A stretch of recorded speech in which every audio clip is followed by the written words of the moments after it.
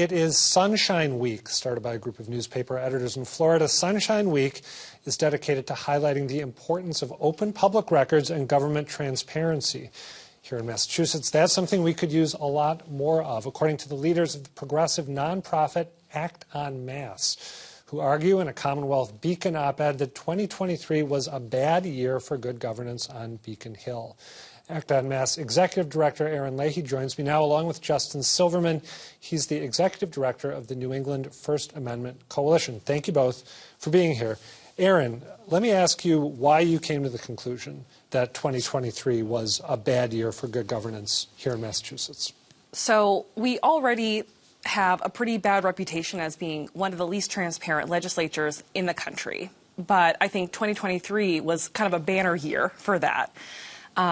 Just in February, we saw the Senate president eliminate her term limits.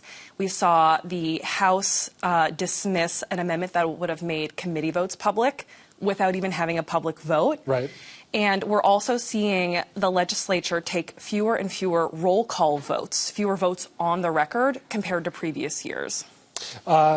So when they do that, what are the implications of taking roll call votes that are not recorded, that the public is not privy to? What is that, or forgive me, not taking roll call votes? Mm-hmm. What are the implications policy-wise of voting privately? So they're taking fewer roll call votes, which means not only more votes off the record, but also fewer votes generally speaking. Mm-hmm. So they're actually passing fewer bills and having more policy items be kind of bound up in the same mega bills. Right. That means that we can't really see our legislators' votes or stances on individual issues nearly as much as we should. Those omnibus pieces of legislation Exactly. that take an incredibly long time to create and are gargantuan and hard to process. Right. Justin, we are, as Erin mentioned, not a model state when it comes to transparency. It's worth reminding people that we're the only state, I believe, in the country where you have the executive, the judiciary, and the legislature claiming an exemption from public records law.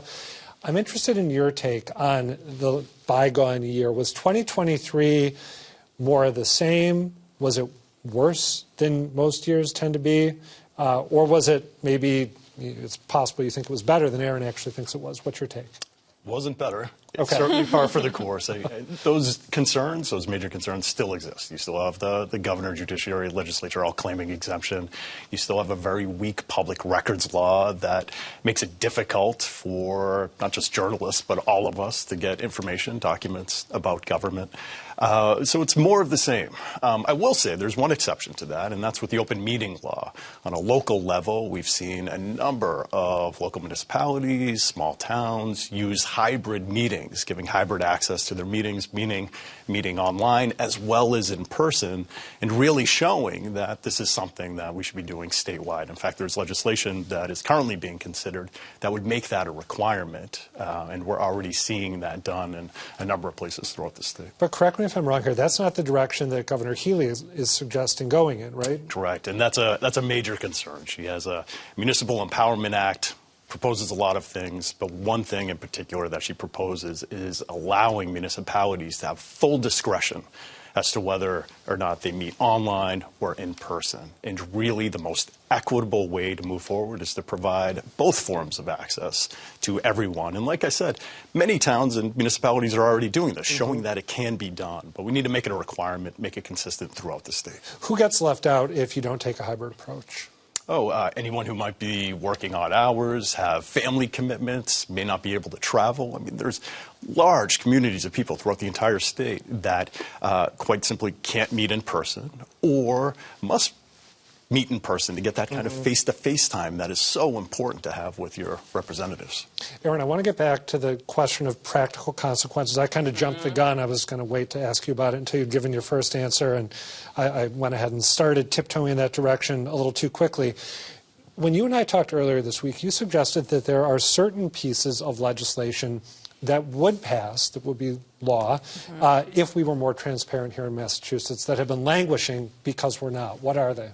So one example I bring up all the time is the Healthy Youth Act. This bill actually just passed in the Senate, but for the 5th time or something like that. This is a bill that would require that schools that already teach sex ed, that the sex ed they teach be medically accurate and LGBTQIA inclusive. This bill is really popular. We know that people support, consent-oriented, medically accurate sex ed in this state, but it keeps being held up specifically in the House, where just a few people have disproportionate power over what passes, what doesn't. So are you pretty confident that there's broad enough support in the legislature that if it were just a simple question of are the votes there, they would be there? 100%. Any other pieces of legislation fit that bill? Absolutely. There's a bill that would prevent wage theft. It's an act to prevent wage theft, which is already illegal. And that's when business owners can, withhold tips from their employees or don't pay them adequately for the hours they work. I feel like I've been hearing about that issue and that piece of legislation forever. Years. Yeah. So that's actually a bill that has a majority of legislators as co-sponsors. So in theory, that should fly with passing colors or pass with flying colors. But it's never even come to a vote in the House, never mind pass. Justin, you wrote a piece for Sunshine Week talking about the way that some of these issues are playing out, not just here in Massachusetts, where you highlighted Governor Reilly not being in favor of mandatory hybrid meetings, but in some other states as well. What are some states that people should pay attention to, either where transparency is accomplishing good things, leading to good things happening, or where a lack of transparency is posing big problems? Yeah, so the short answer is all states, everywhere. Open government, these types of government transparency issues, they affect all of us. And I think, unfortunately, the challenge is just remembering that government is working, usually behind closed doors, and making decisions that are profoundly important in our lives. But most of us, we're busy getting to work on time, getting groceries, doing household chores. We're not thinking about government's involvement in our lives like we were, say, during the height of the pandemic, where government decisions were affecting our kids going to school or businesses closing and so forth. So what we need to remember is that government is affecting our lives, despite maybe not doing it in the open as it should.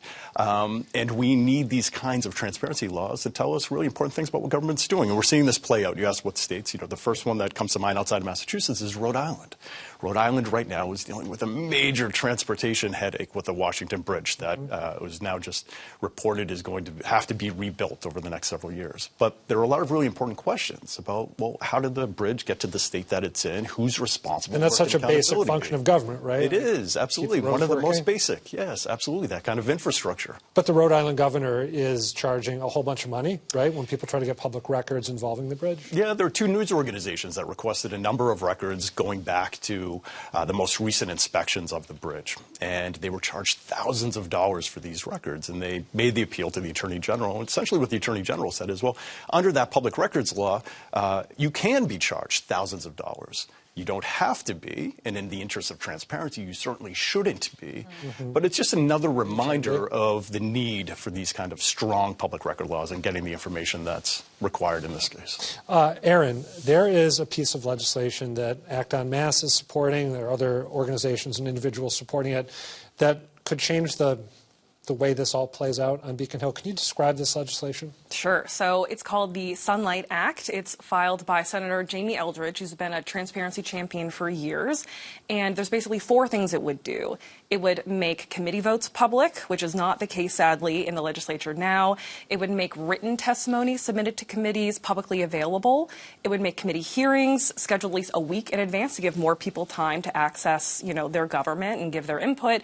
And it would also subject the governor's office to public records law.